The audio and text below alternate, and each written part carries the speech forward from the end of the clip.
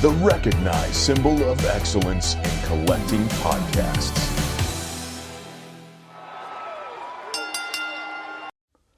What's up, guys? Welcome to Mighty Champions Action Figure Radio. This is a show where we talk about toys, collectibles, action figures, and all that sort of thing. So if that is what you are into, you have come to the right place. My name is John Sargent. And my name is Christian McGann. Today is another big, fat, loaded show, as it always is. We are going to, I'm going to give you my review of Masters of the Universe. Went and saw it last night. Still fresh in my brain. We are going to take another trip down memory lane to the toy Aisle Time Capsule Y2K. We've got the news of the week, which is loaded. And then we're going to take a trip over to Mighty Champions Garage and talk about some of the vehicles that we would acquire. You guys can follow along with the show on Instagram. We're at Mighty Champions. You can ask us questions there. We've got a fat one here from Jordan Ellums. And you can see our personal collections, our toy hunts. You can share your toy hunts. You can share your personal collections, all that sort of thing over at Mighty Champions. Also taking place at Mighty Champions in this upcoming week is going to be the fan vote for the Hall of Fame. I wish we had some, maybe I'll put some music in here that's real classy, real nice. We are going to do the Hall of Fame to celebrate our 1-year anniversary, which is the next episode, which is crazy. Crazy. Which is that will be episode 50, which means we've only ever missed 2. We've only ever missed 2. That's crazy. In the course of a year, we've only missed 2 episodes. Consistency, baby. Hitting you every Monday. Also, you guys can subscribe to the show wherever you're hearing the sound of our voice. We're on pretty much every platform that exists. And we would love it if you could leave us a review because we're trying to grow. And there's only one way to grow, and that's with your reviews. So if you dig the show, leave us a review. It would be much appreciated. All right, Christian, how are you? Pretty solid, man. Just a regular old month this week is what it feels like. Pretty bizarre. Yeah, man, pretty good. Baseball's been good. Went to go play a game last night. Of course, the forecast was like, oh, you got baseball? Thunderstorms. Yeah, dude, the weather's been really, really weird. It's weird. And then I was like, okay, so when does it rain? Let's see, first pitch at 7. Rain starts 7, check. So anyway, I'm like waiting to get the text message, right? It's about a 25 to 30 minute drive in red, Google Maps style, to get, because it's like downtown Austin, right? And so, which is always red. It's always red. And so I'm like waiting to get the text, like, please, like, just at least let me know if it's going to get rained out before I leave the house. It was fine. It's fine. It's fine. I'm like, I get in my car, I crack open some caffeine, because I'm like, all right, I need to kind of wake up a little bit, get ready. As soon as I crack it open, freaking rain starts coming. And I was like, beautiful. Get to the field, fine. We're all kind of like looking at each other like, I think we're good. Like, it's pretty dry. Do a full-blown warm-up, gets a little sprinkly. And then just like literally pitch number 1, just... and just comes down, and then it's like pouring. Finally, they're like, all right, let's wait. We wait a little while, comes back down again, and it's pouring, and then finally everybody's like, all right, I don't think this is getting any better. What time is this? Like 7 to about 7:35. I think I probably drove through that same storm at like 6:30 up here. It was coming. Because I was on my way to Masters of the Universe, and I thought I was going to get flooded on the freeway. Yep. Everyone came to a stop, and it was like halfway up people's tires. Oh, that's And it crazy. had not been rain. It just came out of nowhere. Yeah. It was scary, honestly. Yeah, so that's pretty much it. And then it just came, and then they were like looking at the radar, and it was essentially just like right on top of us. So a little weird, because it was like you kind of get hyped for a game, and then you're like, okay, and then I'm leaving. So, but other than that, man, like I was just telling you off air, picked up a couple of Power Rangers and a Power of the Force Han Solo. How many Power of the Force you have now? Just 3 now. Everything else is episode 1, and then, but I was like, I got the Han Solo mentioned in the Star Wars episode. the exact one I had when I was younger, when I told my mom that I was like, I want another man. I want another man, need Mom. a new man. A new man. And so, yeah, man, but I'm getting real itchy. We got Chemical Toy Fair Next week. I gotta get in there and get out like I'm robbing a bank. But yeah, man. How about you? When I talked to you yesterday, I think was the last time I saw you, I was like super itchy, right? Oh, yeah. Like I just like hadn't acquired anything in a really long time. And when I saw you, I was just perusing eBay and just like trying to make an acquisition. And I failed. I just couldn't. I like didn't find anything. Mm-hmm. And then I was like, all right, time to go home. And I get home from work and there's a box on the stoop, and I'm like, is this another one of those? What is this? I don't know what this is. And it turned out that it was my Ringside Collectibles pre-order of the brand new Ultimate Stone Cold Steve Austin, which is a banger. A+, the last Steve Austin I will ever need. It's up in the Detolf now. He's got the smoking skull belt. He's jacked. He's tan. It's like basically perfection as far as ring gear wrestling Steve Austin goes. So now I've got like a 97 jeans. I've got that. I've got jorts. I've got camo jacket. I can rotate these through. I don't ever need another Steve Austin, which is... Does that mean I'm never going to buy another one? No, it doesn't. Yeah, exactly. No, it doesn't. And then today, I basically spent half of today just in action figure mode. Danielle is gone. She's in Monaco. I didn't have work today, and I don't have anywhere to be until I go see Scary Movie tonight. And so I was just had the day free, which the last time that happened, I was probably in high school. Yeah. And so I was like, you know what? Let me repose some sections. So I came in the room, I grabbed the Avengers section, and I just was like, let me repose it. So I did that. Looks good, I think. Like just more, a little bit like less dynamic and more like serious group photo, which I was like, all right, that's cool. And then I was like, well, now I'm doing this. Like, what else? And I've had my wrestling section off the shelf forever because I didn't have risers. And then I remembered I have these 3-tier acrylic risers. And I was like, I wonder if I can like rearrange the parts and make them 2-tier risers. It'll leave me with a bunch of leftover parts if I do that, if it works. And it did work. So I managed to get 3 across of 2-tier risers for my wrestling section and get my wrestling section back up. And it looks way better than it did before. And honestly, the first figure that I set down, I could feel that the feet had like traction.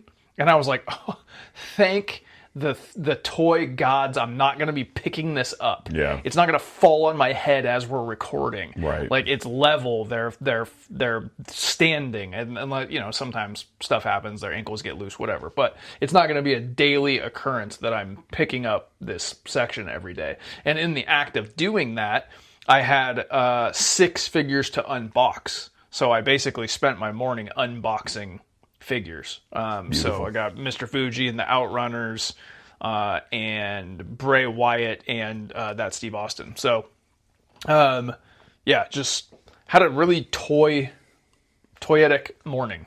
Awesome. Which was really cool. But last night was a toy-centered evening. I have seen Masters of the Universe. And I'm going to present now my review. Okay. I hated it. Beautiful. This is going to be spoiler free. This is just my opinion. If you're a Motu person, you should go see it and decide for yourself. I think that if you want to support it, you should give it money, and otherwise they're not going to make another one. So take my review as my opinion and my opinion only. I hated it. Like a lot. I almost walked out at one point, about maybe the midway point. I hit the button to lower the footrest, and I got my ass out of the seat, and then I went, oh, I have to review this on the podcast. And that's the only reason I sat through it. Honestly, I think that would have been a better review if you were like, I thought about that too. Like, I thought about that too. Like, Cool. I'm not going to watch it. I literally haven't. I already was kind of just like, if you were like, it's freaking amazing, then maybe. But There are two things that I cannot sanction in movies under any circumstances. Okay. You know that I like goofy things. Yes. I like bad things if they're fun bad. that's what's crazy is I think for people, if you're just tuning in for the first time, John is a connoisseur of the bad movies. To put it into context, I loved Mortal Kombat 2, which is a bad movie. I love Batman and Robin. Mm-hmm. I adore that movie. Yeah. I like goofy, comedy, fun, dumb movies. That's sort of my thing. I think you need to, like, you know how you put together the 3-tier nostalgia thing or whatever it was? Yeah. Like you need to know that for the movies to, like, understand. Oh, I have it. Oh, okay. If the fun is based in laughing at it, yeah. If it was trying to be good in the first place, and if it was like a failure, then that makes up, okay, this Perfect has the combo. potential to be fun. Yeah. Here's the two things that Masters of the Universe does that I can never sanction under any circumstances. Comedy that's not funny. Laughing at something is different than a joke that isn't funny.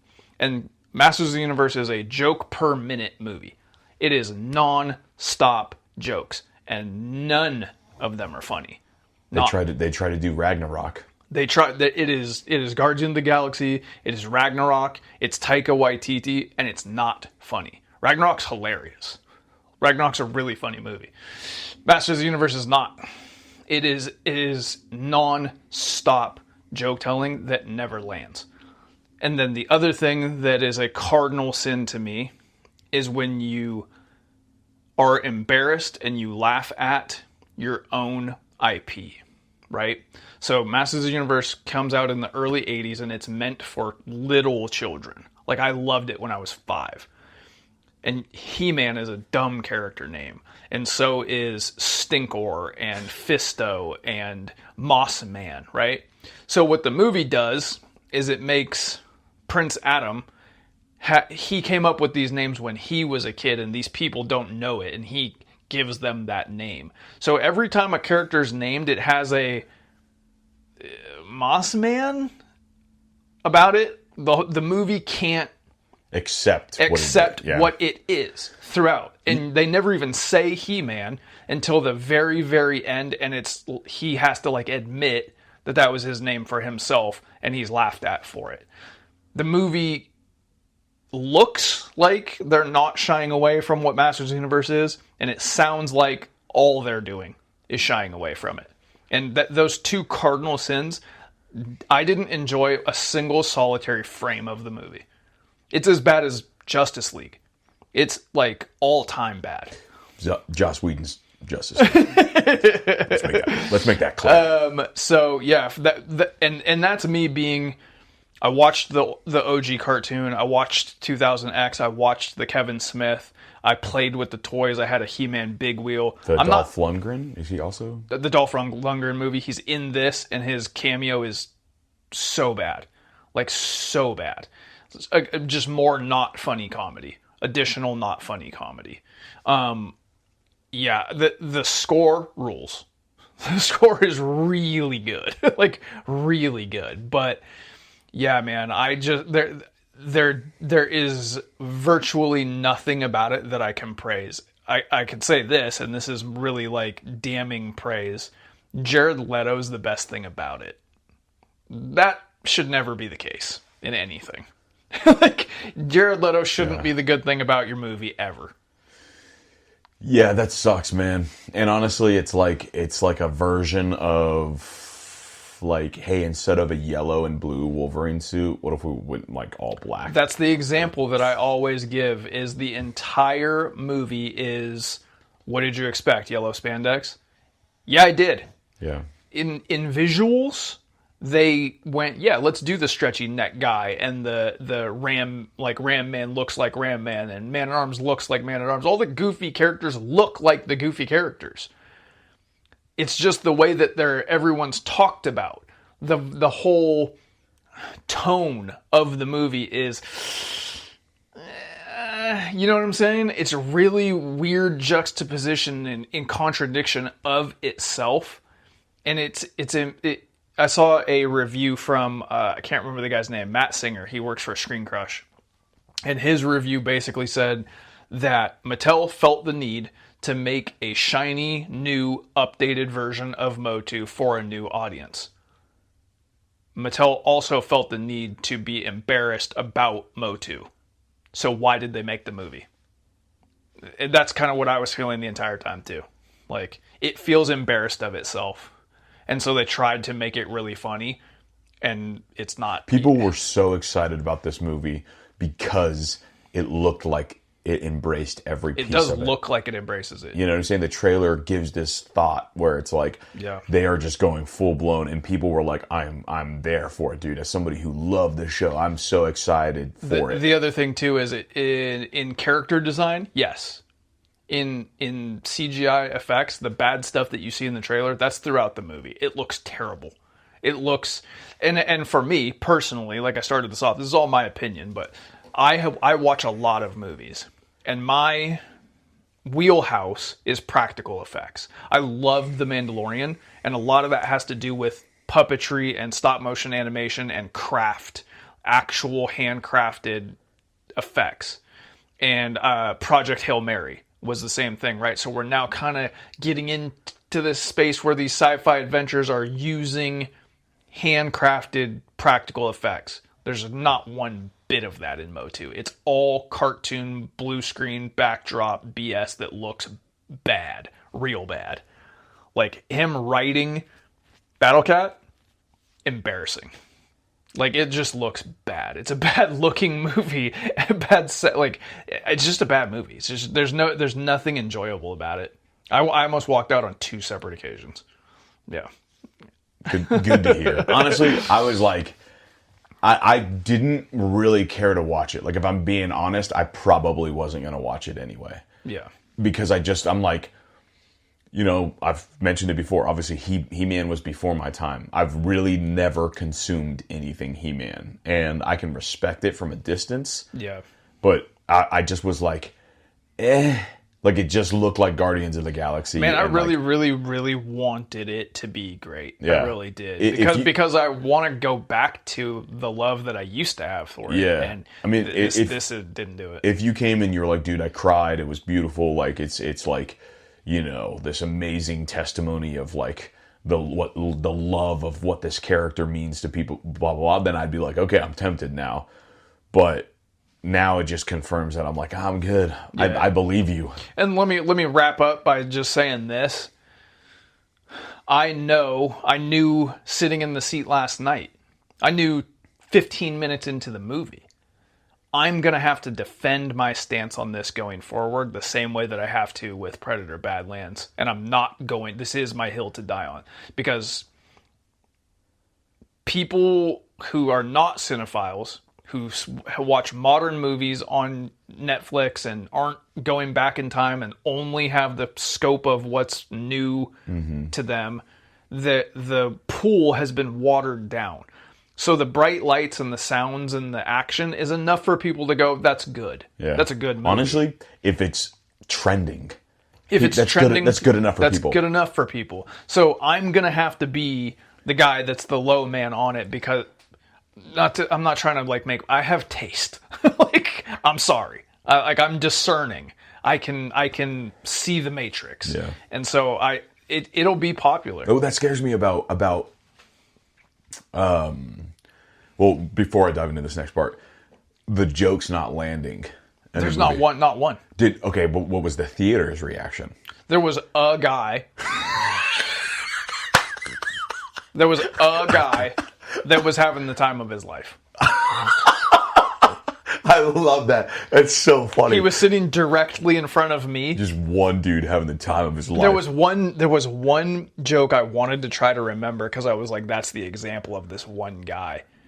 I can't even remember it. It was so throwaway. It was like Idris Elba says something and then the robot repeated what he said. Then the guy in front of me repeated what they said. And then turns to his kids and they're not laughing, but he's yucking it up. Oh my God. Yeah. That is, it's there's like a meme video about that where it's like bro's not allowed to laugh at home. Yeah. And it's just him laughing in the theater, right? But that's what scares me about Scary Movie, because I'll probably go watch it tonight too. But I'm just kind of like worried because even like my girlfriend was telling me like her friend was like went to go watch it, and she was like, "Yeah, I don't know. It's like weird because he said it wasn't very funny." And I'm like, dude, if this person, because like I could see you and I just like we have way more of an analytical mind. Yeah. As soon as it beat number one of like the movie starts, we're already going to be thinking about the score, how it's shot, how it's delivered, the writing, all the stuff like that. I can't turn that off. I start writing a letterbox review in the parking lot. Beautiful. Like, Beautiful. I can't turn it off either. That's why I feel like I joke around and say how I feel like I'm cursed because it's hard for me to watch anything. Yeah. I cannot just watch something. Otherwise, I'm just going to like start. Yeah, you can't stop analyzing it. And that's what scares me, because I'm like, if that dude, he's the type of guy, just going to go watch something because it's trending. Yeah. And it's like, he's just, and like they're always, like whatever popular show is happening, like they're going to be talking about it. And it's regardless, and they're like, oh, like whatever. And I'm like, if he doesn't think it's funny, then I'm like, crap, that scares me, dude. That scares me. Yep. Well, this one was a swing and a miss for me, but yeah. So that's my Masters of the Universe review. Sorry, I haven't seen anybody else talk about it, but now that makes me really because hardly curious. anybody's seeing it. When I watched a Screen Crush review last night, and at the time that video was released, it had made $4 million. Holy crap. Yeah, so I don't think a lot of people are seeing it, honestly. Holy crap. All right, let's move on. Let's switch gears here. We have got a question that was asked to us on Instagram, @MightyChampions. Go give us a follow, and you can ask us some questions too, just like the one that we've got from Jordan Allums here, who has asked, you're designing a 6-inch line for a video game. What franchise and what's wave one? So my go-to answer for this is always, I won't rest until I manifest this. I want the classic Nintendo 64 and PlayStation 1 wrestling games to get figures. All of the talent are already signed. Not all. A good portion of them are already in this room. I just want carding that looks like the cover of the video games and the back of the cover of the video games, and maybe like detailed down the figures to make them look polygonal.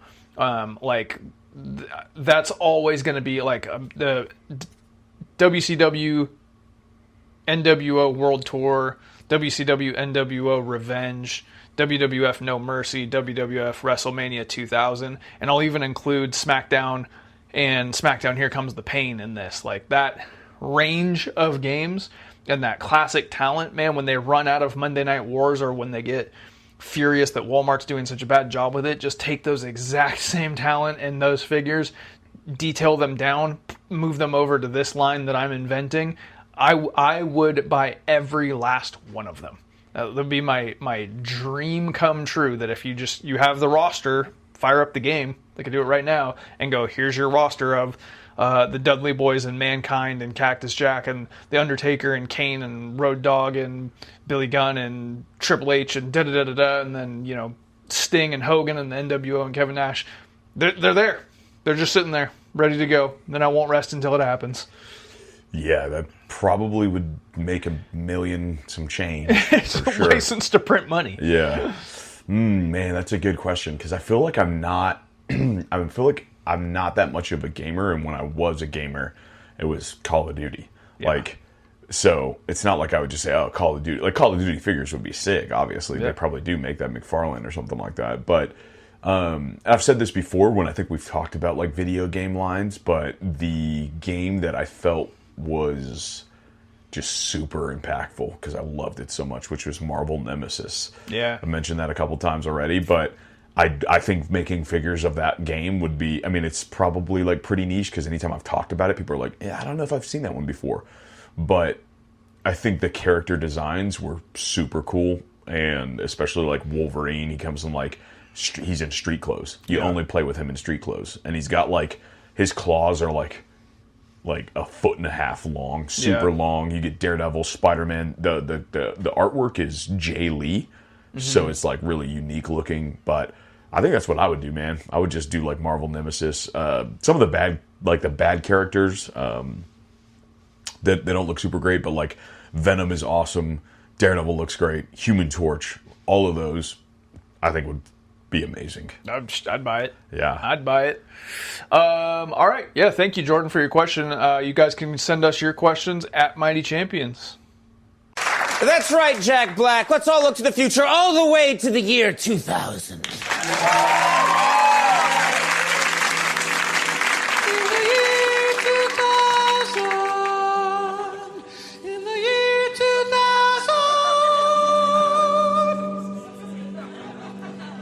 The Chicago Cubs and Boston Red Sox will meet in the World Series, up in the bleachers where they'll have a great view of the Yankees and Braves.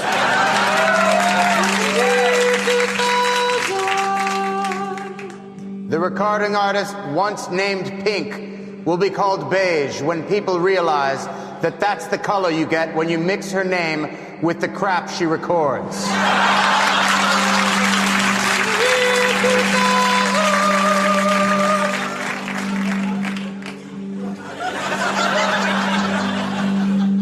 Thanks to advances in automation, Nike shoes will be made by robots. Unfortunately, the robots will be made by children in Malaysia.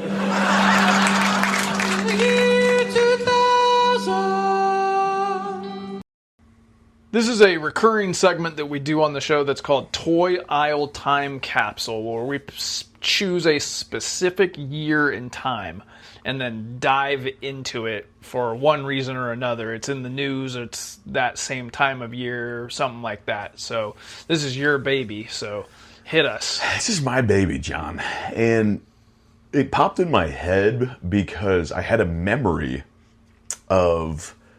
Well, let me first say that Samantha, my girlfriend, she sells vintage clothing.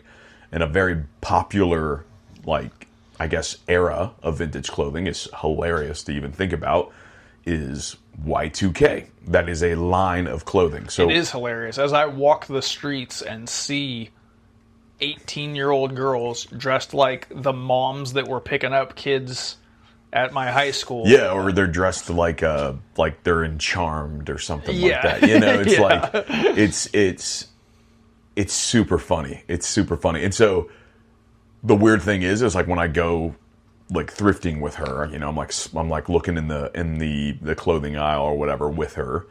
And after I'm done, looked at the toys and I'm just standing there like a little kid. I'll be like, oh, this kind of looks like and she's like, oh yeah, that does, because it just happens to look like something that was worn in 13 going on 30. You know, like it's bizarre. But anyway, that kind of made me think about the toys at that time, obviously, which was my heyday. I was 8 years old. But to be specific, that time being the year 2000. The year 2000. Yeah, Y2K, the year 2000. The year 2000. I was 8 years old. I want to know what your experience was like with Y2K, the event itself, the event the post-apocalyptic. of Y2K. So I am a sophomore in high school, a junior, junior or senior, depending on time of year. But I guess January. Yeah, I'm a senior, and I've got two best friends who are twins, and their birthday is January 1st. 2000. So every year. Oh. So we are all huge wrestling fans because this is the tail end of the peak of the Attitude Era, right? Okay.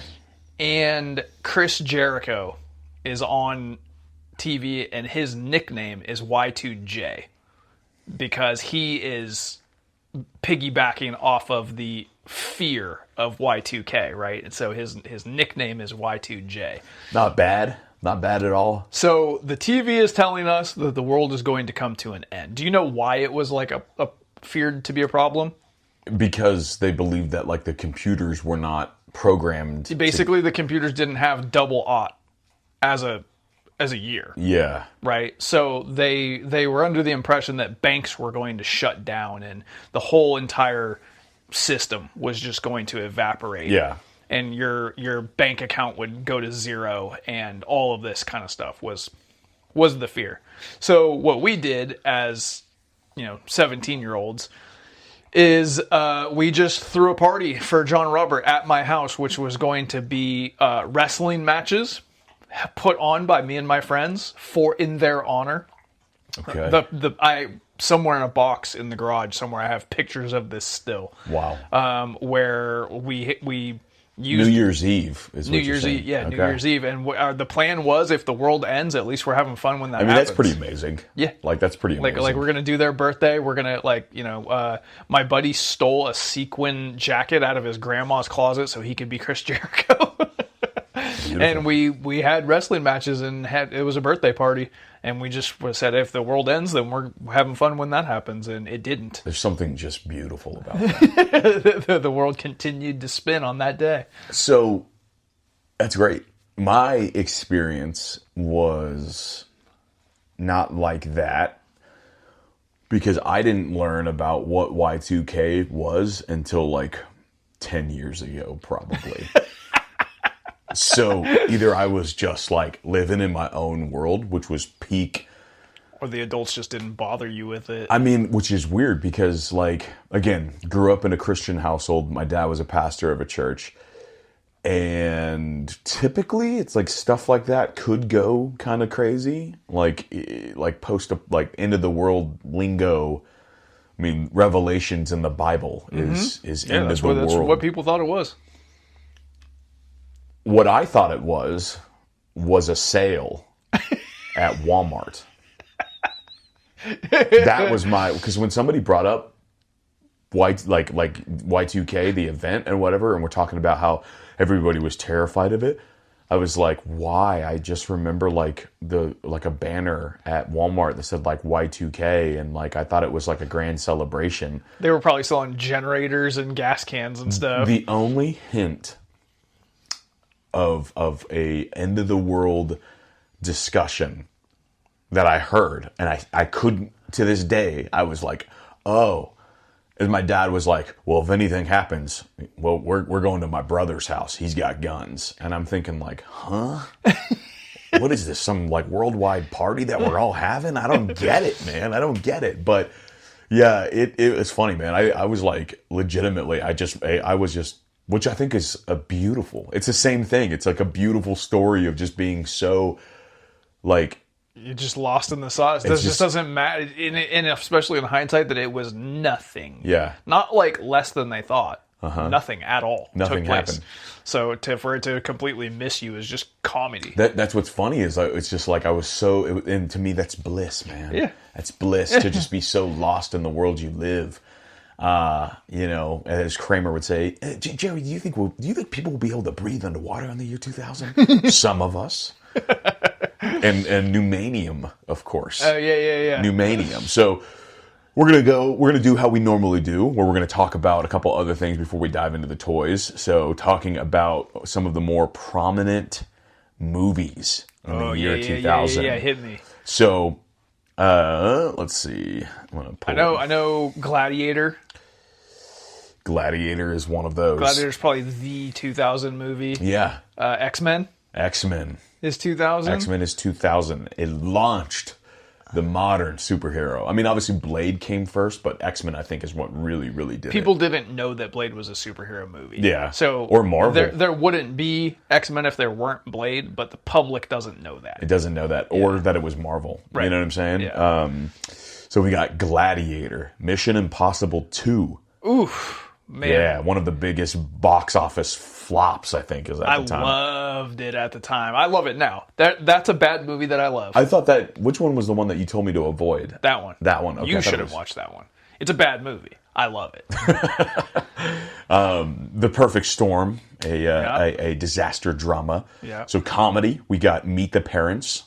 Oh, absolutely legendary movie. Okay. Best in Show. Good. And then Scary Movie. Ooh, yeah. I need to double check this. I think that's right. I think that's right. I rewatched it couple weeks ago, and I think that's right. Let's see. Oh yeah, 2000. So kind of a crazy coincidence. This wasn't even planned because of obviously the new scary movie 26 years ago. I know. Is crazy to think about. So in the drama and crime space, this is an interesting area of time because movies in the early 2000s, if you were to show them to me, if you grabbed a movie that I had never seen before, 2000 to 2008 yeah, is the worst period of culture. Okay. Clothes, music, movies, hair. Some people would disagree. I'm here to tell you, as somebody who lived through it and rewatched Driven from 2001 the other day, which is a Sylvester Stallone F1 movie. Everything was bad. Yeah. Not everything, but like the average was god awful. But here's it was also cruel to women and minorities. Racism was like popular and in. It's a bad period of time for culture. There's something unique about the way that movies were shot. Where if I walked in and you were watching a movie from like either the year 2000 or probably anywhere you'd from hear 2000, the techno and see the super fast cuts. But there's a grading on the film, like the coloring, where I would say, and it's all the Matrix effect. Yeah, the Matrix ruined everything that came out for the next 7 or 8 years. So some drama and crime movies. Traffic, that was one of those. Almost Famous. That's one of my all-time favorite movies. Aaron Brockovich. And Remember the Titans. Remember the Titans does not hold up quite as well as I would have thought. I also watched that a few months ago, but it was monumental at the time. It was monumental, and I still enjoy it. So we got some thrillers here. Memento. Great. I watched that Classic. within the last year. Yeah, I need to rewatch it. It's powerful for being the year 2000. Yeah. Now it's kind of just like, yeah. But it's still good though. I could tell that at that time it would have been like, oh my god, this is go back to it. American Psycho, which is another movie that I watched within the last year. I can tell why it has the fans that it does. I really like the aesthetic of that movie. Yeah, it doesn't hold up for me the way that I thought that it did or would. Yeah. I rewatched it recently after you had, and I was like, yeah, all right. Yeah. Unbreakable. Absolutely astonishing movie, dude. To this day, when I first saw that masterpiece. movie, when I first saw the movie, it was like, man, we're watching an adult movie. Darn it! And then, like, once I realized it's essentially a superhero movie, it's a comic book movie that doesn't have a comic book. Yeah, and he's like, keep adding weight. Yeah, I was mind-boggling. That is the very definition of underrated. Yeah, and it is a masterpiece. It is. Yeah, it's a good one. Science fiction. Pitch Black. Not good. Never saw it. Wasn't allowed to. Actually, I take that back. Pitch Black is good. The sequels are all bad. Okay, Chronicles of Riddick. Yeah, those are all real bad. But That's hilarious. Pitch Black is good. So I remember all these kids talking about Pitch Black and me being like, yeah, that the one with the bald guy, right? Never saw it. Battle Royale. The basis of the Hunger Games. Okay. Yeah. Yes, that is good. So, yeah, a couple other ones. We have, I guess, The Emperor's New Groove, which is like animated. Mm-hmm. But we're going to dive into the TV at the time, which I believe to be a pretty good heyday. So, WCW, WWF Monday Night Raw, WWF SmackDown, Sunday Night Heat, probably Shotgun Saturday Night. These are all on the list, right? That will be closer to the toys. Yeah, but so let's see here. Shows that premiered in 2000. CSI. Holy crap, really? Yeah. Oh my god. One of my mom's favorites. I hate that show. So I've never actually watched it because I just didn't want to. I didn't like it was one of those things that was so instantly trendy that I went the other way. And I also thought that the star, like the main guy, just like there's something about the way that he looks that I was like, I don't want to watch that guy. I don't want to look at him. They're all like that. And then I started going through Michael Mann's filmography, and in the 80s, he was the star of 2 Michael Mann movies where he's like skinny and like hot, and I was like, this guy is awesome. Yeah. I get why he got that. Like, he was the man in the 80s. It's just so tropey, where it's just like the dark, beautiful genius. Yeah. He's the only one that can solve the case, but he's got a drinking problem. Oh God, the show plagued my existence for many a day. Gilmore Girls. Never seen an episode. God awful. But like diehards, dude. Yeah. Diehards. My sister being one of them. Malcolm in the Middle. Good times. Great. Freaking hilarious show. Survivor. Okay, I was addicted for the first handful of seasons. Interesting. Curb Your Enthusiasm. 2000? Yep. Oh my God. And Dark Angel. Which, Yeah, Dark Angel was like a big deal for 6 months. like a split second. Jessica Alba. Yeah. Shows that were still running at the time. Friends, I guess. Yeah, was still running. Friends wraps up in like 2001 or 2. Crazy. Yeah. And then the all-time GOAT, The Sopranos. Yeah. We're hot on the heels. 99. Yeah, we're like somewhere in the middle. I think it's The finale is like 2003. no. Finale's 2007. What? Sopranos aired in 99. Oh. Yeah. Yeah. So You know better than I would. I would. The West Wing. Yeah. Buffy the Vampire Slayer. Monster. Another one that my sister is a diehard for. Frasier. Yep. The late night that I would watch with my dad, and for some reason the piano would just be soothing. Is Frasier a spinoff Yeah, from Cheers. from Cheers? Yeah, Frasier is a character on Cheers. I learned that like 2 weeks ago. Cheers was on at my house every single day of the week when I was a kid because my dad liked drinking so much that he had to watch shows about it. ER, Yep. Big. South Park, Yeah. and the X-Files, which I think the X-Files probably would be wrapping up a little bit. Yeah, it's probably maybe. not going on for a heck of a lot longer. Some kid shows. We got SpongeBob, which hilarious. Pokemon, Dragon Ball Z, Power Rangers Lightspeed Rescue, and then Digimon also. Man, was this big. all just really sounds like me being like, I am no longer a kid because Yeah. these things don't do a single thing for me at that time. Like, you're putting me in like back in that time of just being like wanting to watch the kid stuff and going, these are not for me. Yep, that's true, man. So as we dive into the toys, Let's get into the toys. some of the bigger ones, obviously, X-Men movie, which was huge for me. Those are still like I think those hold up really, really well for X-Men movie fans. Yeah. Like because they really weren't on my radar until like we started the podcast. Yeah. Like Samantha has some, and I've seen them at toy shows and stuff. And I'm like, they would have totally missed me as a high school senior. But now that I'm like looking at them, I'm like, I love the box and the presentation. Yep. The figures are bad, The but figures like are terrible. But it doesn't matter. It doesn't matter at all. So those obviously being really big. I do collect those myself. They're always an amazing backup because they're $10, $15, and $20, which is amazing. Batman Beyond, which is also a show that's running at the time. Some good toys. A lot of like the quirky colors of, you know what I'm saying? Like where it's like, it's the green and blue version of him. I think Batman Beyond for me is one of those things that just didn't catch me at the right age. Yeah. Because I've attempted to go back to it. I actually almost watched the movie like the other night. And I want to care. I don't. I can't. I love the aesthetic. I get love... it. Yeah, like it's like I very understand. Blade Runner-esque. Yeah. There's certain things like I think I love the setting. I like love the idea of that character. Don't like the villains. The villains kind of just villains like are bad. keep me away. But and the voice actor being the older brother from Boy Meets World, like Yeah. I was a huge Boy Meets World guy. Yep. We've got Power Rangers Lightspeed Rescue. That one's huge.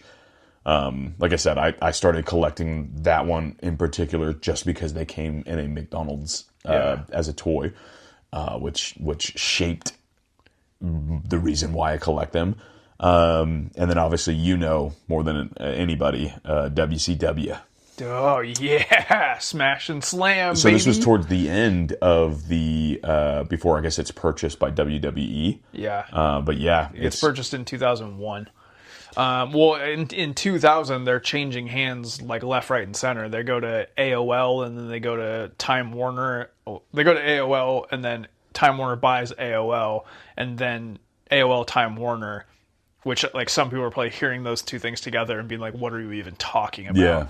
Yeah. Sells to Vince McMahon for like $1.5 million, Crazy. for like just like the least amount of money imaginable. So. But yeah, this is the Toy Biz era. Yeah. Some other ones, Star Wars, Power of the Jedi, which is basically Continuation of Power of the Force. continuation of Power of the Force, but it's like right when Episode 1 came out. So it's 2000. In the build-up of Episode 1. Well, Episode 1 came out in 99. Oh. But they have, it basically shows, like it's the same green box, but it has Obi-Wan on the cover of it now. Yeah, okay, and I can picture So it. that one's a good one. I'm not going to talk about freaking Pokemon or Digimon or Gundam, because I do not care. That would make us fake. So this was launched in 2001, but the teaser of it came out in 2000, which was huge for a lot of people. I only had one in my life, Bionicle. I know of it. I couldn't tell you what it is. Yeah, they're just like, I don't even know what the like origin of them, but they're sick. They would just come in a little like canister tube that you would dump out, and then you would build them. Then they would come with weapons. But It's produced by Lego? yeah, Yeah. they were sick. I mean, it had like its own thing, dude. There are big Bionicle fans out Yeah, there. I'm aware. I think Yeah. they're also like pretty rare because obviously you have to have them complete, which would be hard to do. I have one story about a Bionicle when I was in the toy aisle, and there was a kid that was trying to get a Bionicle, and there was another kid in there who had a cowboy or had an Indiana Jones style hat on, and his shirt Like a fedora? kind of, but like the kind of like a Crocodile Dundee style. Okay. And his shirt was tucked in, and he had a pocket knife holster, and I was like, God dang it, I wish I was him. That's the coolest kid alive. And I was just side-eyeing him the whole time. And this kid wanted this Bionicle so bad, this little kid. And they couldn't reach it. And he was like, well, hey, I'll get it for you. And I was like, and he's a freaking hero? And then he grabs it and he drops it and it explodes everywhere. And I was like, justice is served. You're not. I was like, I felt vindicated. Petty. I know, man. Oh, man. Fat, dumb little kid. Fickle. Lego Star Wars, which is... Lego man. Star Wars what? Like Lego Star Wars toys. Yeah, like Okay. Lego Star Wars, most likely. I mean, it probably came out before then, but I would imagine it probably was whatever was happening at the time. So Episode 1 and before. Yeah. Okay. Hot Wheels obviously was going, never stops. But some of the wrestling toys, the Titantron Live, which was like Titantron huge... Live is like a joke, like a punchline of a toy line that the Major Wrestling Figure Podcast has held up and created a little bit of nostalgia for.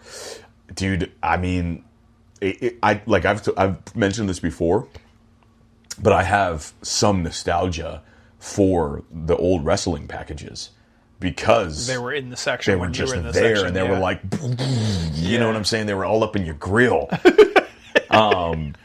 So, let's see here. We got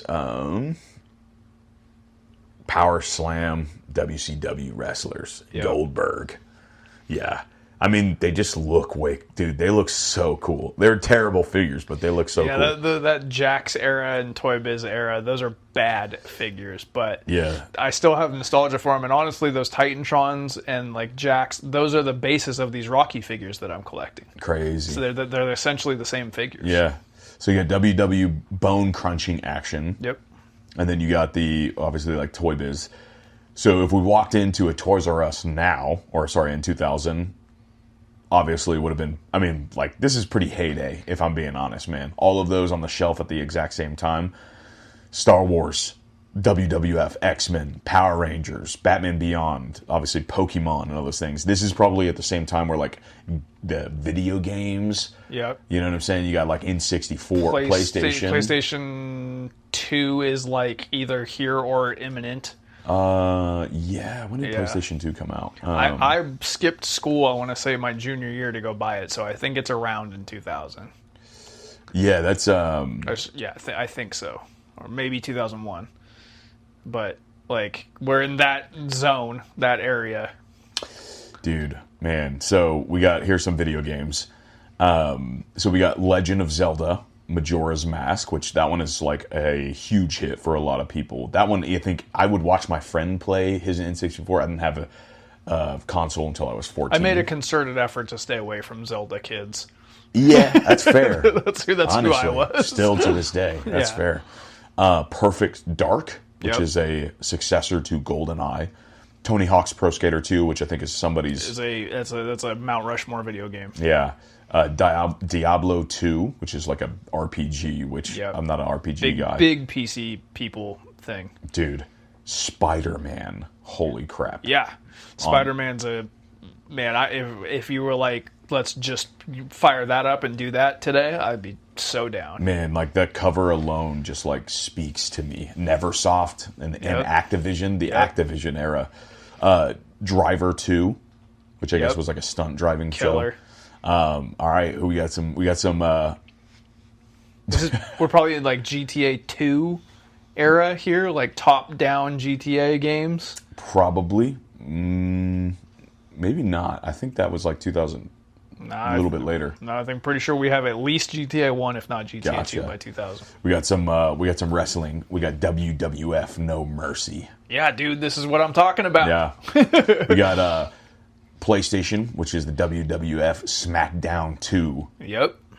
That's crazy. Both of those are amazing to this day. Dude, NFL Blitz 2000. Blitz is so good. The cover of it, good God. Yeah, this is what you're describing this is me being like, I don't care about Pokemon, Digimon, Battle, Borgatron, Space Force, and I do care about WWE SmackDown and NFL Blitz and GTA. This is where the break happens for me. That's funny. Yeah. I mean, that's real. That's like where you're getting out of toys. You're not into toys anymore. Yeah, you're just basically describing an era where it would have been impossible for me to choose toys over video games. That's kind of why we did it. Obviously, this is my heyday because I'm 8 years old. Yeah. The other thing that would be at this time, some other games, Counter-Strike, which is like a huge game. Still huge. I have a client that I train that plays competitive Counter-Strike, and he is playing for teams that are like drafting him. He's explaining to me the process. It's the exact same as like a sports type thing. Yeah. And it's like, I'm not that removed from gaming to like be like, that's lame, but it's hard for me to not think it's lame.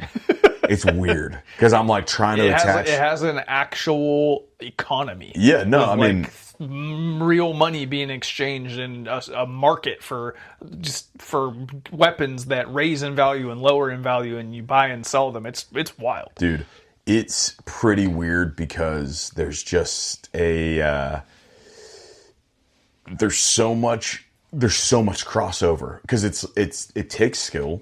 You have to train for it. You have to practice for it. Mm-hmm. You have to like learn how to compete.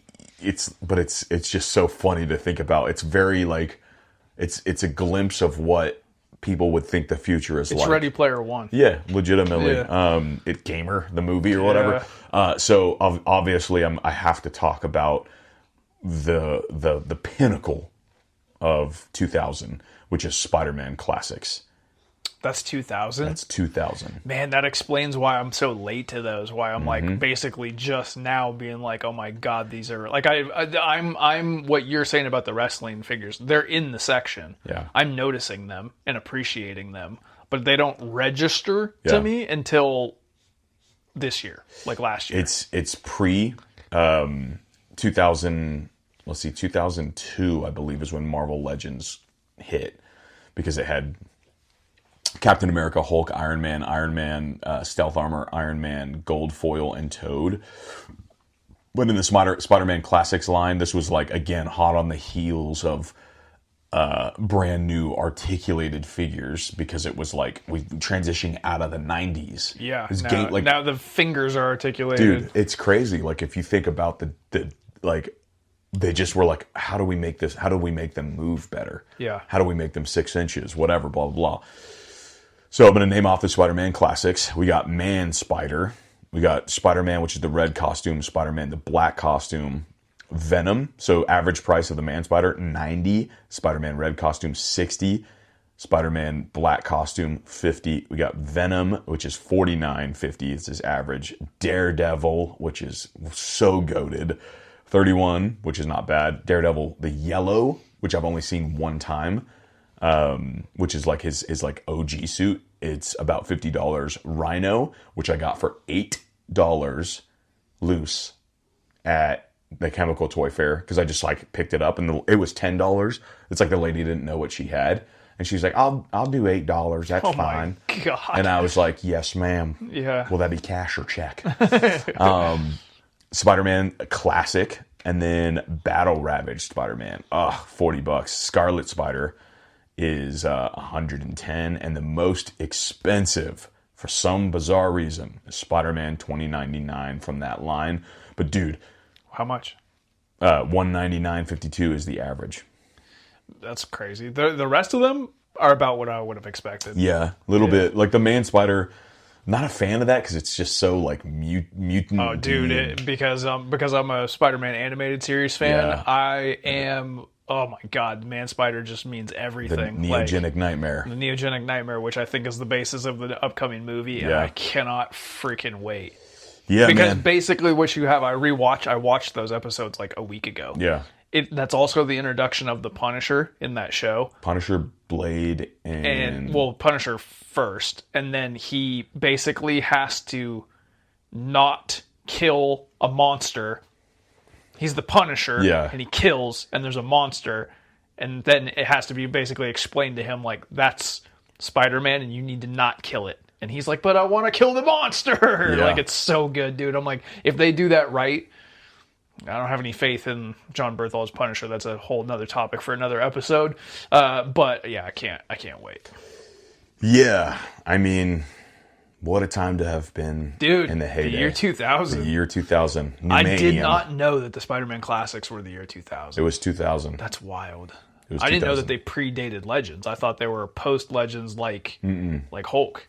No, they were the own line. That's why they transitioned away, because they were in the exact same package Yeah. as the Marvel Legends. So the Marvel Legends are a continuation of Spider-Man of classics. Spider-Man Classics. And then they went off on their own and became their own. That's why you have like the red Spider-Man Classics box, which was like probably a 2002, I think. 2001 or 2002 is when that started. And man, like beautiful. What a year. Beautiful. What a year.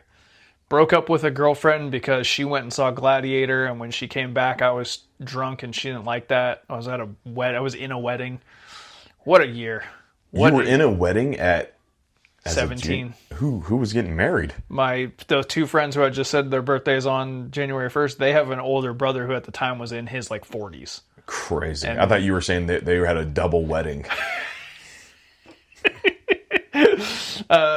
Yeah, 2000 is a wild year. That's really, really interesting. But let us know what you were up to in the year 2000 at Mighty Champions. Let's get over to the news. New at 11, buyer beware. A local family is outraged over a Teenage Mutant Ninja Turtles toy that they bought for their son. It says a variety of phrases, but the family believes one of them includes a swear word that starts with a B.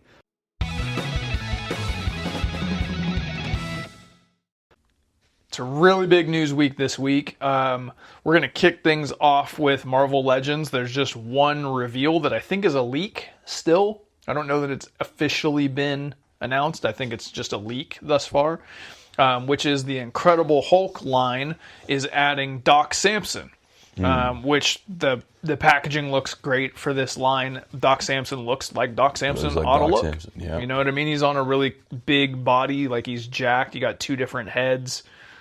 two fists and a grabbing hand. Looks really good. I don't need it. I don't really have any reverence for this character. I just don't like care about Doc Samson, but he's mid-level popular, so it'll probably move. If there was a Toy Biz like 2000 plus year, I would have him. Really? I think he looks sick. Yeah. I think he just kind of screams the cartoon. Yeah.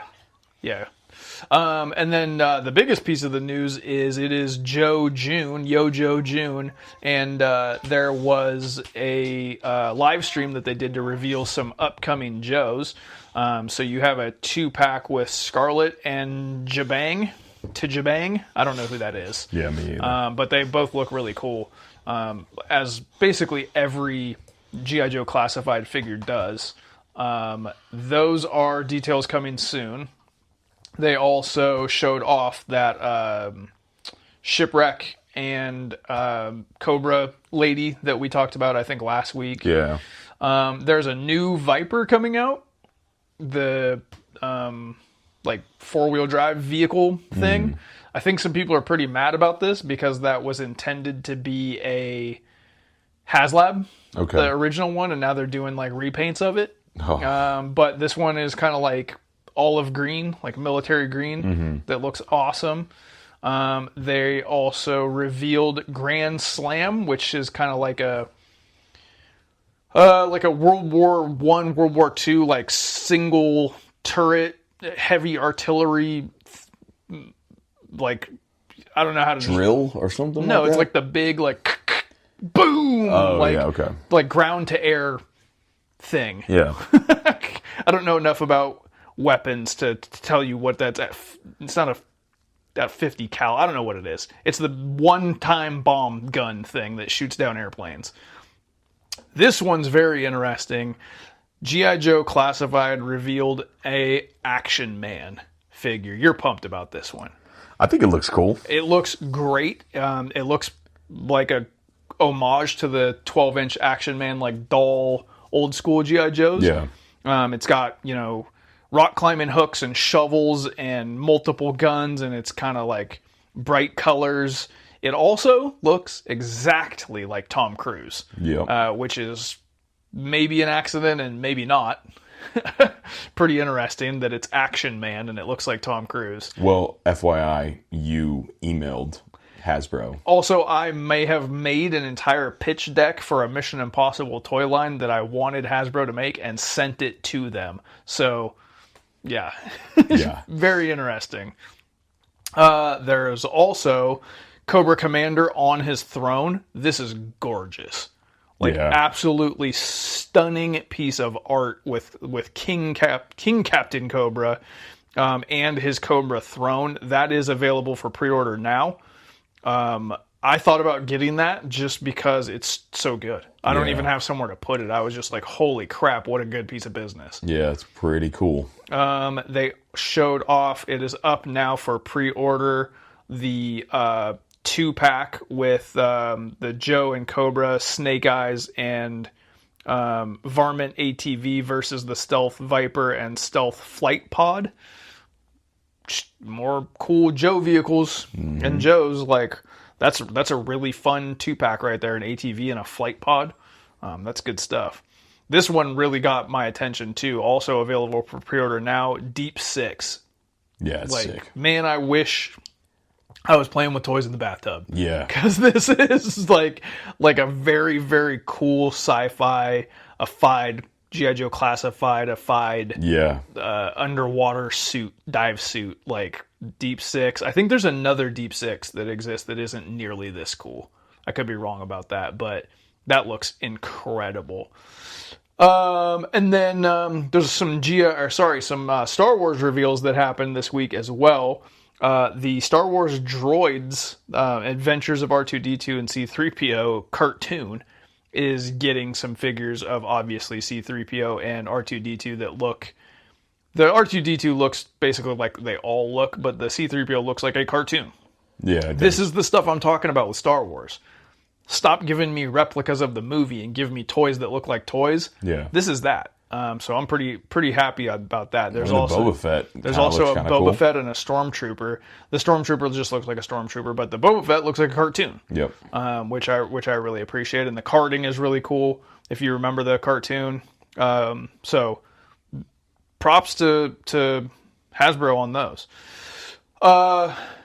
Uncle Todd over at McFarlane Toys is releasing some more things from the vault, which are Captain Carrot, the Joker, the Comedian, Batman, Nightfall, and Cyborg Superman. I feel like Todd McFarlane doesn't understand what the word vault means. Like, some of these came out this year. Which one? I'm pretty sure Captain Carrot was this year. Nah, that came out like a year or two ago. It's still not vault. That's not like... I mean, it might be that they, like, it what it is probably like... Nightfall was recent. Nightfall was when you took over the gym. No way. Yeah, because remember, like, that you bought that one for me. I did? Yeah. Okay. Yeah. That was 3 years ago. Captain Carrot may have been the same thing, but they're probably ones that they have, like, super high eBay. Yeah. You know what I'm saying? It's a good idea, but Yeah. it just isn't like, when NECA does Evolve, it's stuff that's 12 years old. Yeah, exactly. That's You know what it I should mean? be anyway. So, but they're cool. Like, they're not bad choices. And then I added to the list of things that we'll talk about in the news now. In the Mattel section, the DC Core line is starting to hit the shelves like heavy. Like, a lot of people. The little kid line, right? The kid line, yeah. Yeah. People are finding these like a lot now, and I think a lot of collectors are buying them because like, as much as they're a kid line with like play features and vehicles and weaponry and stuff, the figures themselves are way better than any kid line ever. Yeah, they look cool. Like, they're not that far off from like WWE Elite figures, Right. Or like, you know what I mean? I mean, the head sculpts look like perfect more than anything. Yeah, the head sculpts are amazing. The like body sculpts are really good. It's just they're less articulated than like a modern Elite or something like that, but not by a lot. Yeah. Like, there's no ab crunch, there's no like bicep cut, that stuff, but they look great. And Yeah. people are comparing them to other existing stuff in scale. I think this is going to be huge. Like, huge, huge, huge. I'm already thinking about how I can clear up space. Jada put out the pre-orders for Zangief. Good God, they just don't miss. Like, this Zangief looks like when I was a little kid and I was playing Street Fighter against my friends and I wanted toys, this is the one I would have wanted the most because he's a wrestler and he's big and strong and he pile drivers people. Like, man, what a banger of a toy. I might pick that one up and put him with my wrestlers. Just like, That's cool. Just like mix them in. Super 7 is re-releasing the Thunder Tank with some different tooling. The toy version of it, not the whatever the non-toy version was, the like statue, I guess you would call it. So if you missed the Thunder Tank and you need another Thunder Tank, go over to super7.com because they got it again. Comes with Panthro. NECA is putting out Fortnite Ninja Turtles. They've got Shredder, which is going to go up on June 9th for pre-order. And then they've got the 4 Turtles from Fortnite, which just says coming this summer. Those Turtles look so good. Like, don't care about Fortnite in the least. In fact, I blame Fortnite for killing the video game industry. Just brought it to an absolute end. Took it out back and shot it. So I have resentment and hate towards Fortnite. But the Ninja Turtles from that game look sick. And those are coming at some point. Mezco showed off their Thor. And it's like 60s Thor, like OG Thor, and it's incredible. Yep. It's absolutely incredible. I'm sure it's $170 or whatever. It's the 112, but man, does it look good, like as it always does. And then Mondo gave us actual shots of Goliath from Gargoyles instead of just the tease. It comes with, I can't remember the name of his like dog, but I was a huge fan of Gargoyles, like when it was on, because it was one of the other early serialized cartoons with an ongoing story. Yeah. And I've gone back and watched it and it's still really good. I just, for whatever reason, don't care about the toys. And it's another one of those things that like I just kind of keep bringing up. Mondo keeps putting out these things that we already didn't buy. The NECA ones are at Ross. Yeah. So, like, it's kind of weird how this keeps happening. Yeah. Like, they keep on putting out stuff that's like, that's cool. But not a $245 cool. That's what I'm saying. It's like, man, if there's a cheaper one that NECA is making that's going to Ross, I don't know if anybody's going to go any that further. comes in a cool Sega Genesis box. Yeah. I don't know what chance Mondo has with this, Right. but best of luck to them. But yeah, that's going to wrap up the news. Let's talk about our Mighty Champions garages. They're the A-Team. You know they're soldiers of fortune. They're the A-Team. Helping people in need. You can pretend that you're Hannibal, Murdoch, or Face, or maybe B.A. Baracus. You know each one is an ace. Each is sold separately with rifle and gear. If there's trouble to face, you know the A-Team's here. They're the A-Team. The A-Team. Murdoch, Hannibal, Face, and B.A. Baracus. Each is sold separately by Galoob. We wanted to show the vehicles some love here again. We have done in the past, I think we did a Power 5 draft of vehicles where we kind of picked our toy vehicles that we would take in like kind of a draft style. This time around, we're not doing a draft, and we're also not talking about, how do I describe this? We're not talking about toy vehicles such as a Thunder Tank. We're talking about real vehicles from pop culture, and then the toy of that.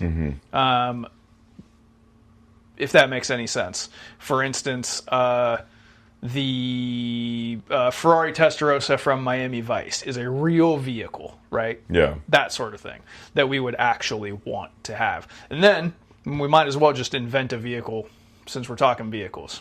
Oh, yeah. So, I've got a handful here that I was like, what would my approach be? If I was like, if I had a garage, I'm like picturing like MTV Cribs, and like we go outside to the circle driveway, and I'm showing off like, I've got it like that. Yeah. So I went and got these.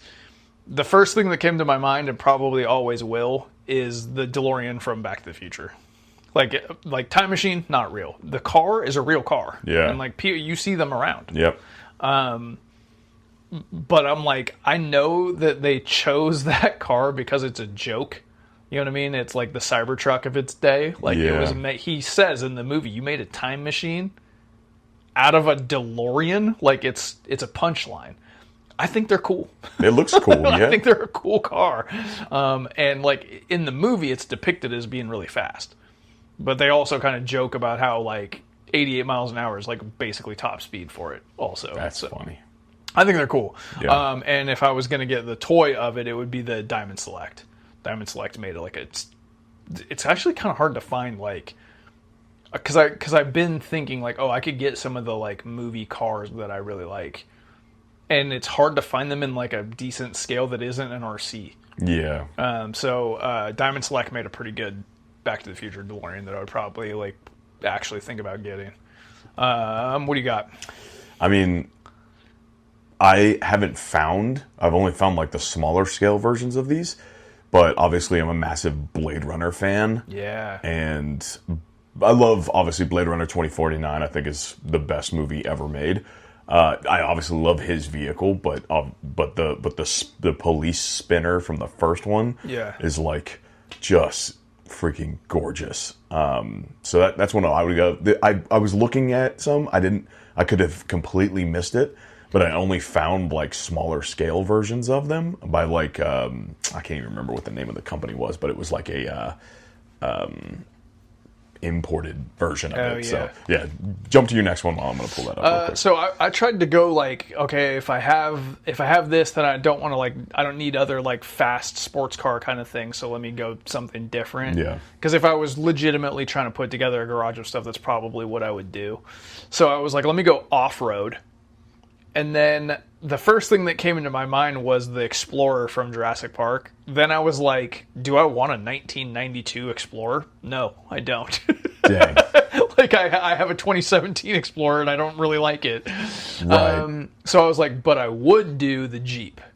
I would do the Jurassic Park Jeep. Ooh, that's good. Which is like kind of like a thing you just see people driving around with that paint job or whatever, which is like a little bit like overdone, but it doesn't make it less sick. Yeah. Like I love the Jurassic Park Jeep, and honestly, the Explorers are on a track and the Jeeps are not. And Jada actually makes a dope Jurassic Park Jeep. That's sick. Actually, let's see. I found one that is a replica. That's what's weird is like sometimes this kind of ties into the diecast. Yeah. Right? Like you're diving into like diecast. I actually struggled to try to stay away from diecast because it's primarily what you see with cars. I think with the car angle, it's like unless it was a thing that was made to be a toy, it's going to be hard not to be diecast. Yeah. You know what I'm saying? And like that's a whole other space of toy collecting, like toy cars. You know what I'm saying? But yeah, this one's a diecast 11-inch, so that one's actually pretty big. But made by Master Replicas, and it's $150. But God, it's just a beautiful design. But honestly, man, I mean, really, most of the cars that speak to me the most, obviously, are going to be Batmobiles, and I gotta throw it to old Zack Snyder, dude. Like, it's a good Batmobile. It's a good Batmobile. Like, it's there's not. Never mind, that's not true. I was going to say there's not bad Batmobiles. The Val Kilmer one and the George Clooney one are both trash. I don't mind those. I kind of like them. I hate them. I absolutely hate them. Yeah, I mean, I like the. So anyway, I mean the Batmobile from BVS, Batman vs Superman. I just go with McFarlane. Like, I don't need it to be. Yeah, there you go. It's good enough. Yeah, you know what I'm saying? For sure. It's almost big enough for you to fit in. Yeah. All right, I'm going. Since I got some speed, I got some off road. I need a tank. Not a literal tank, but I'm going to A-Team van. Ooh. Dude, there's something about that van. Like, I don't know, just the paint job or whatever. Like, I don't think it's, like, souped up or anything. I mean, we talked about that being a potential option for the Punisher's van. Yeah. Basically just paint it black. Yeah. And there's a company called Greenlight that makes, like, a 1/18 scale van that, like, is, like, operational that I've looked at using for that exact option. But just growing up when I grew up, that A-Team van has got chokehold on me. So this is funny, man, because I actually don't care about this character or even really the thing. I don't know why, but we would just constantly watch like just animated the episodes of it, which is Speed Racer. Yeah. I didn't even like it then, but we would always just watch it just because we were bored. Sometimes stuff's just on. But the Mach 5, which it's, I've seen a few of those driving around too. Yeah, that's true. I never watched the movie that the Matrix people, the dudes or whatever. That's on my list of things to watch too. I've never seen it. It's supposed to be really good. Yeah, it's pretty stylized. But yeah, that one I would say is like a pretty. I mean, I feel like because I used to watch it all the time, like if I found it somewhere, I don't know if I would like turn it away just because I would probably be like, all right, like, but honestly, if I'm being honest, I probably would just get a Hot Wheels version of it. Like I don't need it that representation. big. Yeah, exactly. My last one, any kid, I was going to say that grew up when I did. I'm just going to say any boy ever. Especially if you did the Scholastics book fair, which you don't know anything about that because you're a homeschool weirdo. So you'd be. Has anybody ever talked to you about this? I've seen myth and legend. Yeah. Of it. So they pull you out of school, they take you down to some like assembly room or something. There's a book fair going on. You got to spend a certain amount of money to get certain stuff. And you're a boy, and who wants books? Nobody goes to get books. So you get Ferrari posters and you get F-14 Tomcat posters, which is a jet. Which is the jets that are in Top Gun. Yeah. And it was like the name F-14 Tomcat, just everything was about that at the time. Like they were everywhere. The show Wildcats, that's what they have. Tomcats. Like the toy is the G.I. Joe Sky Striker. That's an F-14 Tomcat. That's the one I'm selecting here. It was just the thing. The Apache helicopter and the F-14 Tomcat and the Desert Eagle gun were anything and everything. So like if I'm like gotta fill out the garage, and sometimes you gotta get there in a hurry, Obviously, I'm going the same thing that Maverick chooses, an F-14 Tomcat. That's pretty good. I don't have any more, but I do have the one that I thought about. Did you come up with one? Yeah. Okay. Do you have another one? Yeah, I'm done. And the one that I invented is real simple. Okay. I'll let you go. Let's hear it. So you just like dinosaurs? I just like dinosaurs. I just like monster trucks, dude. Bigfoot specifically. Okay. I thought it was Gravedigger. Gravedigger's like in competition. Like if I was gonna go to Monster Jam, that's who I would like hoot and holler for because there's not Bigfoot. But like when I was a kid, dude, Bigfoot was like a brand. Bigfoot, there was no Gravedigger. Okay. Until like the early 90s. That makes sense because I would be like, man, that's weird because it's just like Stone Cold Steve Austin, Gravedigger. It just seems like he should drive the Gravedigger. Yeah. Has that ever been done? Undertaker should drive Gravedigger. Okay. Has that ever been done? Yes, WCW had monster trucks. There was a Hogan, a Goldberg. There was the Macho Man Randy Savage. The hat, the cowboy hat, is like an item that is like moving hands lately. Like there's a guy that has an enormous, like the size of this room, cowboy hat. Okay. That was on the top of the WCW Macho Man Randy Savage monster truck. All right. Well, I was going to say like two things. Maximum Overdrive, I think, is still a truck. Okay. That used to be Goldberg. It started life as Goldberg. It just makes so much sense. Yeah. Like that has to be a crossover. Medusa was a wrestler and a monster truck driver. Crazy. Yeah. It just makes sense. Yeah. Anyway. So my invention is Bigfoot plus guns. That's sick. Right? Honestly, that's not a bad idea. Just for, I mean, like as a toy. Yeah. As a toy. Yeah. That is sick. Mine's a little bit more stylized because I thought about this kind of with a good amount of detail. Just thinking in line of like we talked about the Batman the animated series and then the Mission Masters. It's like one of the animated series figures that I bought. And I was in my office the other day, and I saved the box just in case I was like, I'm gonna like, because I cut out like the logos and I used the logos to like stick all over my shelves. And as I was thinking about that, I thought about the car design, and I was like, okay, you give me a Batman and Robin Adventures or the Batman animated series, something like that, probably in the new Batman Adventures or whatever, because that was more my heyday. You give me a vehicle. And we go noir with it. Okay, so we get like an old school, like the car that Alfred drives, like 47 Mercury, pretty much something like that, right? It's blue. Okay, it's blue on the outside. It comes with Alfred and it comes with Bruce Wayne, and Bruce Wayne is wearing like a turtleneck and some gray slacks. Okay, and then you have the same technology that Transformers has. We hire a couple Transformer guys to come in and help us design it, where it can basically like fold. Okay. And as we like flip the wheels around, well, it just, it basically can turn into a Batmobile, a version of a Batmobile, right? But we flip it inside out, like the wheels flip around. We use Alfred's mangled in the process. Exactly. But I think that would be sick. You flip it around and it turns black. So like on the opposite end, it turns black. You flip the there's a fin that pops out in the back or whatever. Yeah. Maybe there's like guns that come out on the side.